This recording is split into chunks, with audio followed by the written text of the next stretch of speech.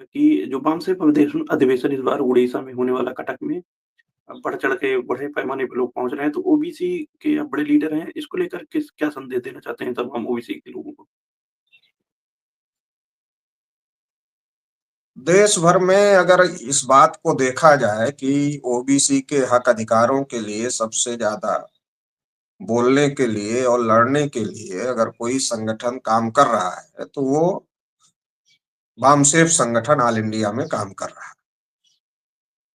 और अगर पूरे देश भर में इस बात को लेकर भी कोई आकलन किया जाए कि पूरे बहुजन समाज का, ओबीसी, एससी, एसटी, माइनॉरिटी का, मूल्यवासी बहुजन समाज का अगर कोई बड़ा और कैडर बेस संगठन है, राष्ट्रव्यापी संगठन है, तो वो राष्ट्रव्यापी कैडर बेस संगठन वामसेप संगठन है, भारत मुक्ति मोर्चा संगठन है।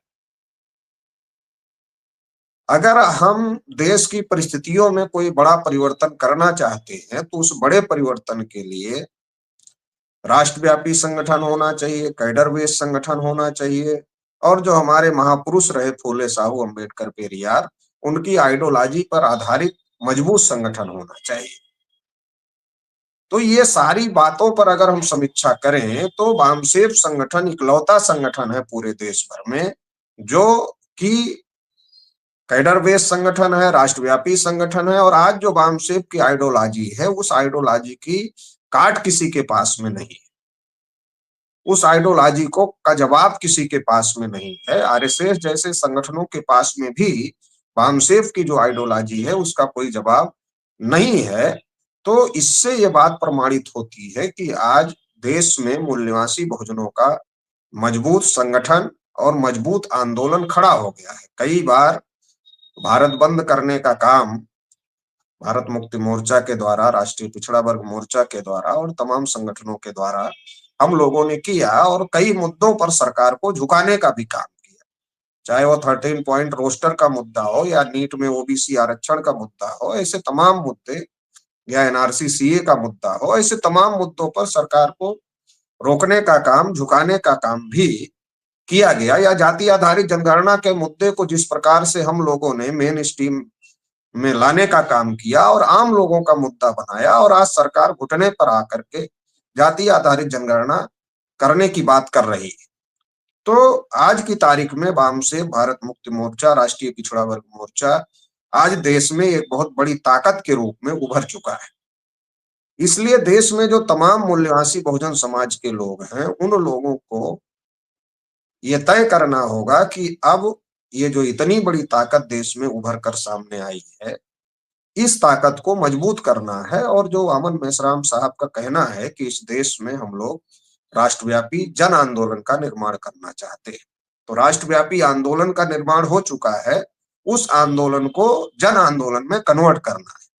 जन आंदोलन में कन्वर्ट करने के लिए, किसी भी मूवमेंट को चलाने के लिए बुद्धि, पैसा, समय, श्रम, हुनर, ये 5 चीजों की जरूरत होती है। जिन जिन लोगों से हम लोगों की लड़ाई है उन लोगों के पास में पैसे की कोई समस्या नहीं है, पैसा कहाँ रखा जाए इसकी समस्या हो सकती है, पैसे की कोई समस्या नहीं, संसाधनों की कोई समस्या नहीं। लेकिन हम लोग जो संगठन चलाते हैं तो संसाधनों के अभाव में हम लोग इस संगठन को यहां तक लाने का काम किए हैं। तो इसलिए देश भर के तमाम बुद्धिजीवी वर्ग के लोगों से, तमाम जो सामाजिक चिंतक हैं उन लोगों से, और तमाम जो विद्यार्थी हैं, युवा हैं, महिला हैं, पिछड़े वर्ग के लोग हैं, तमाम एससी एसटी के लोग हैं, माइनॉरिटीज के लोग हैं, उन तमाम मूल्यवासी बहुजन समाज के लोगों को ये अपील है कि ये जो अधिवेशन कटक उड़ीसा में 26 दिसंबर से 30 दिसंबर तक होने जा रहा है, ये देश से, पूरे देश से और विदेशों से भी लोग इसमें पार्टिसिपेट करते हैं। तो ये बहुत बड़ा कार्यक्रम होता है, बहुत बड़ा अधिवेशन होता है। तो इस अधिवेशन के लिए तन मन धन से सहयोग करें, कोशिश करें कि इसमें पार्टिसिपेट करें, और जो आंदोलन देश में चलाया जा रहा है उस आंदोलन को भी अपना बुद्धि, पैसा, समय, श्रम और हुनर देने का काम करें, ताकि इस आंदोलन को हम लोग आगे बढ़ा सके। और जो हमारे महापुरुषों का सपना था, उस सपने को हम लोग पूरा कर सकें। सर, आप बामसेब के एक आप भी राष्ट्रीय पिछड़ा वर्ग मोर्चा के राष्ट्रीय अध्यक्ष हैं। उसके माध्यम से आप कितने ओबीसी को कितने बड़े पैमाने पर जागृत करने में आज आप सफल हो पा रहे हैं? क्योंकि तमाम ओबीसी के संगठन हैं, लेकिन जो निरंतर अगर काम करते दिखता है वैचारिक रूप से, तो राष्ट्रीय पिछड़ा वर्ग मोर्चा है। तो क्या रुकावटें आ रही हैं? क्या आप लोगों तक ओबीसी पहुँच पा रहे हैं जागृत सर? हो रहा है। ओबीसी जागृत हो रहा है, इसी का परिणाम है कि आप देखेंगे कि एक ओबीसी के व्यक्ति को देश का प्रधानमंत्री बनाया गया।